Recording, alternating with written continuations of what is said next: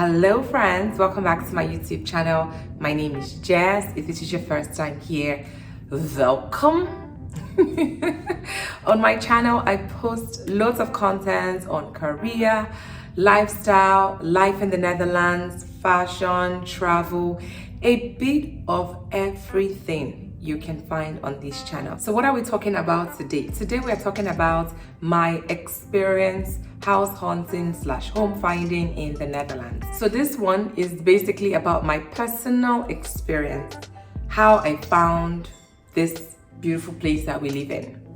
And then I'm going to do a second video that is specially for tips that could potentially be useful to you who's looking to move to the Netherlands or looking for an apartment in the Netherlands. Before we start, let me just say really quickly that I did not suffer. The reason why I didn't suffer is because, as some of you may know, if you've watched my relocation video from Nigeria to Amsterdam, you would know that I got here because of a job, right? So my employer took care of everything that had to do with my relocation to the Netherlands, and that included home finding as well.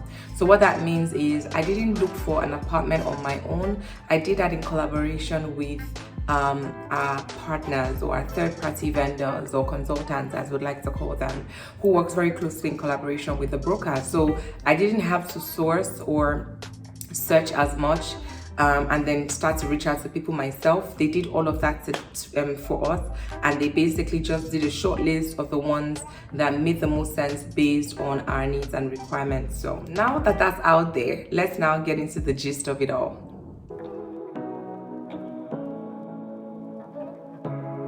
So my home finding experience started back home in Nigeria before I moved here, but I wasn't actively searching. I was just looking at what was available, what was obtainable based on what we're looking for. So there were two sites, Funda and Piraeus. I put the pictures somewhere here and also put the links down in the description box. So with these two sites, it was easy to put in your filters and just make sense of what you can actually find in Amsterdam or in the Netherlands based on what you were looking for.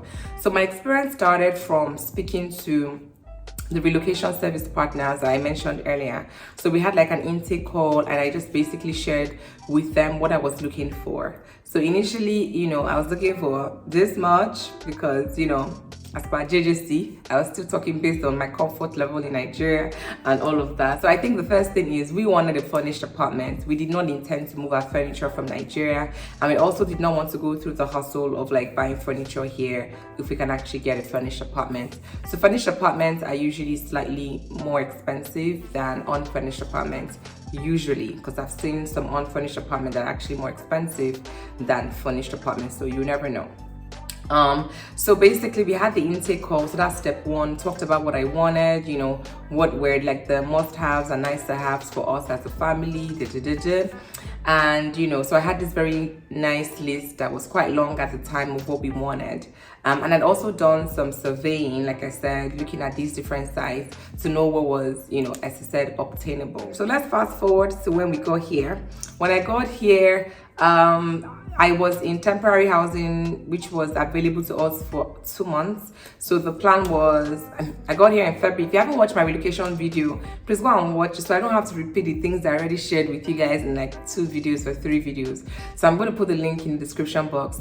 My relocation process from Nigeria to the Netherlands. You should be able to get all the information as to when I relocated here, and stuff. First thing that was important to us was location. We wanted to live in Amsterdam. This is where I'd be working from, so it only made sense that we got an apartment or a home that was in Amsterdam. So Amsterdam was our number one priority. But unlike many other people, Amsterdam was not our only focus or only option. We tried to expand our tentacles a little bit more. So we said, Amsterdam as number 1, and then Amstelveen as number 2, and I think we had Haarlem as number 3. So after we aligned on location, the next thing was for these relocation service partners of ours to work in collaboration with these many different brokers, across, just to make a nice short list of what we're looking for. So they did a great job in understanding what we're looking for, I think so. And the reason why I say that is because we only went on viewings for 2 days. we only viewed apartment for 2 days, not consecutive 2 days, like, oh, today and tomorrow and boom, we found the apartment. No.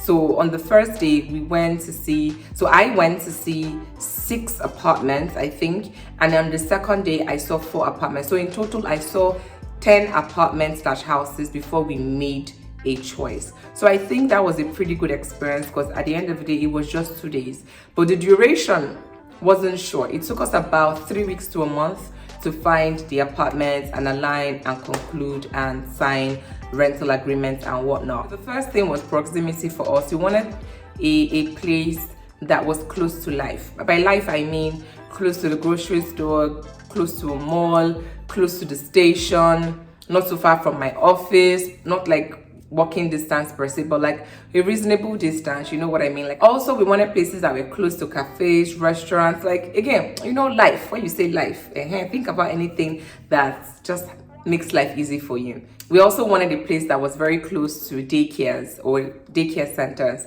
That was very important to us, because I know that we have daycares across Amsterdam and across, like, you know, the Netherlands generally, but there are some daycares that are quite far from where people are living, and we wanted daycares that were at least close enough that we could stroll there. That's type of, yeah. So yeah, we were quite precise about what we wanted. And so that's in terms of like the external. So let's talk about the internals. Like I said, we wanted a furnished apartment, so that one was number 1 as well. We also wanted a spacious apartment or a spacious living room. At least we wanted something that has space. Ethan is having such a good time with his dad. So I didn't find a lot of useful videos when I was moving from Nigeria. I didn't find a lot of useful videos on YouTube. So I really wanted to see pictures or videos of like the insides of the apartment. So I'm happy I have these videos for you guys. So you should thank me for doing these videos. So let's look at the apartments that I saw. So the first apartment was beautiful. This apartment, it was amazing. This was like the first one I saw, and I loved it. The only thing I didn't like about this, no, there were 2 things I didn't like about this apartment. I mean, most of our houses here are old, which is fine, right? It has its own theme and its own beauty, so I was actually fine with that. It's like, but you know, old has levels. So this one, overall beautiful, so spacious, like, just take a look at it. It was so lovely. But what I didn't like about it though was the fittings, like the things that matter to me the most, like toilets and bathroom. They have to look neat, you know. So it's not a thing of they are dirty. They are neat, but the taps were old. I don't know. I was just really disgusted by that. So I asked if there was any possibility of changing these taps. So I asked if there was any possibility of changing, you know, the taps, you know what I mean? Yeah, I didn't like that. Then the second thing I didn't like about it was only 1 toilet. And for the first apartment or house that we're viewing, I was like, well, we have like 5 more to go for that day, so let me have this one as my first short list and see what was there. So it was a beautiful apartment. I was about to message my relocation partner like, hey, I think we're interested in this apartment, and then she was like, oh, let her check with them. And then the feedback that came in was that someone else had taken it. So we just ruled it out, like, you know what, it's fine, it's not for us. But you guys, look at the apartment now. It's so nice. It has a nice garden. It was so beautiful. I could see us there. It was so lovely. The reason why we really liked it was because it didn't have stairs. It was all like, think about our regular bungalow in Nigeria. It was a nice bungalow, no flights of stairs, nothing. Stairs here is one of like my biggest thing that I don't like about their houses. The stairs are usually very steep, like your 1 foot can't stand flat. You literally have to tiptoe to walk on the stairs. Not cool. It was also really nice in that it had a separate room for the washing, like for laundry basically. So your washing machine, everything in a separate room. It was super spacious. It had a big fridge. Because I think that's the thing that some people don't take note of when they are moving into a new apartment. We really wanted a big fridge because I did cook for Africa. I like to store things in the fridge, and I prep meals for my son. So I didn't want any struggle fridge. If I can afford to get an apartment that will not give me a small fridge, and I'll start buying a fridge. Nah, wasn't part of the plan. So this one had a very nice, tall, big fridge. And you know what's interesting? This house is actually quite close to where we live at the moment. Yeah, it's actually quite close to where we live at the moment. So sometimes when we walk by, I'm like, oh, this could have been us. No. Another nice thing about this house was that it had a nice garage. Like, it had such a nice garage that we didn't need. I actually didn't see the need for that garage. It was just like, what am I going to use it for? But it was a nice to have, but not a nice to have on my list. But seeing that there was amazing. So if you had a car, you can park your car in there. You can put your bicycles in there. It was nice. So this house, it looked nice in general. I just wasn't feeling it. I just wasn't feeling it, period. I couldn't see it, and I think another reason why I didn't like it was because I didn't want houses that were so, like, by your window it feels like you can see the next person's house. I know it's a Dutch thing, but if I can avoid it, I would. I didn't want to feel so close to the outside. You know what I mean? Yeah, I didn't want that. One thing I liked about this one was that it had 2 toilets. Well, 2 toilets is not that deep for me to compromise on all other things. Like, nah, bam, bam, bam, bam, bam. This is what it looks like out here.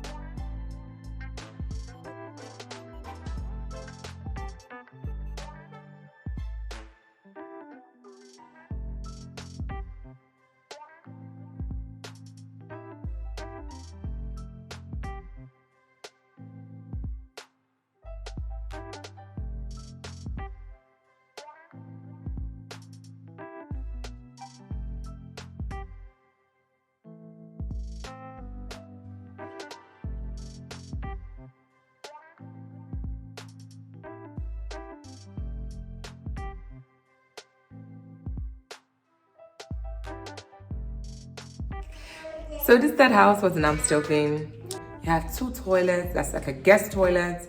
You had one upstairs where the bedrooms were. The reason why I was really into it at the time was because, I was like, oh, I can make one into like my creative studio / office, work from home, office. I was like, this would be nice. Like, I was already just,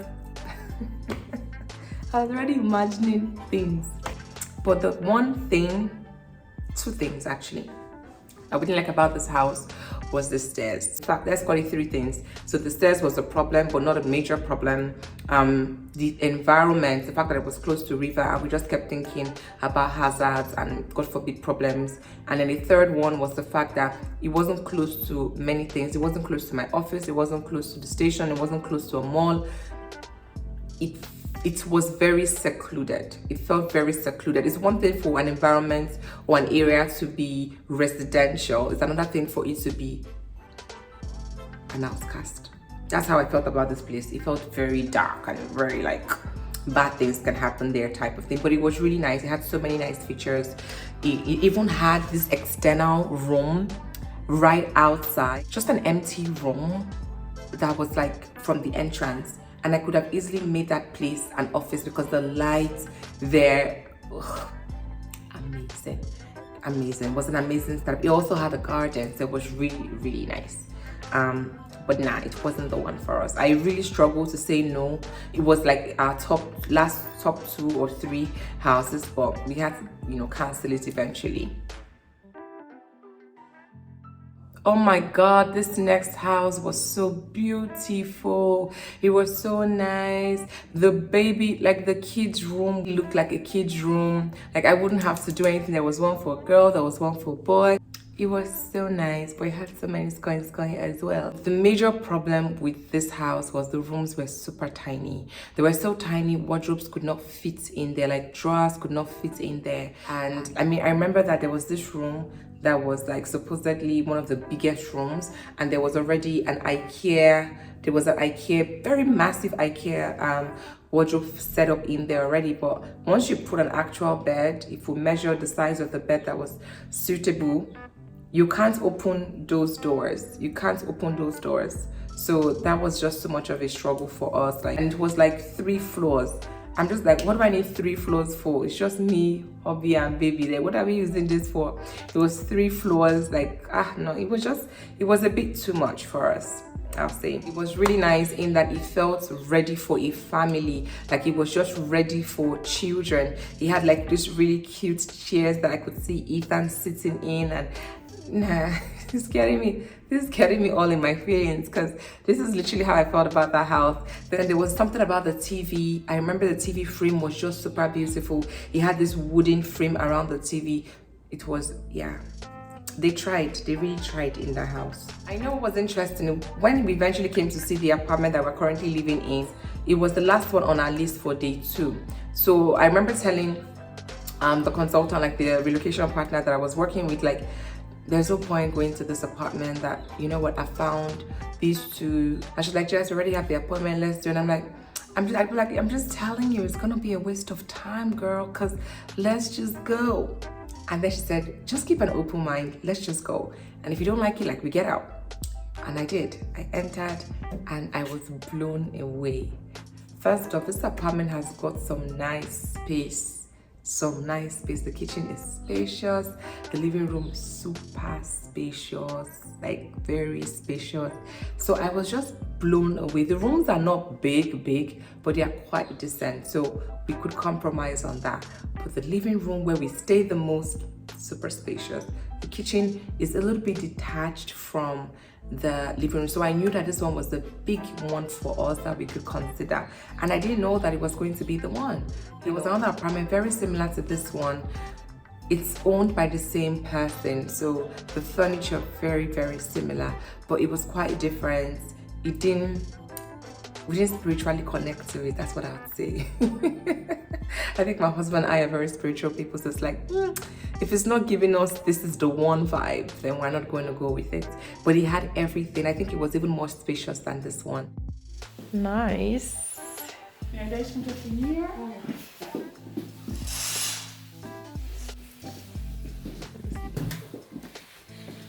And then after we made like the selection, the next thing is to make an actual offer. Making an offer is like making an application to be a tenant here, basically.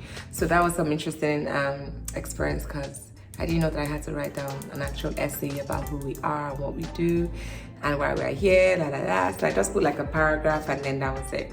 Yeah, and that's it, you guys. Thank you guys for watching and staying with me. Really appreciate your time with me. And my next video, let me just tell you guys now, because it's going to be coming soon, is on my actual tips for finding an apartment in the Netherlands. So please stay tuned. I will post that video for you guys. Anyhow, COVID is still real, so please, you guys, stay safe, take good care, and I'll see you in my next video. Bye bye.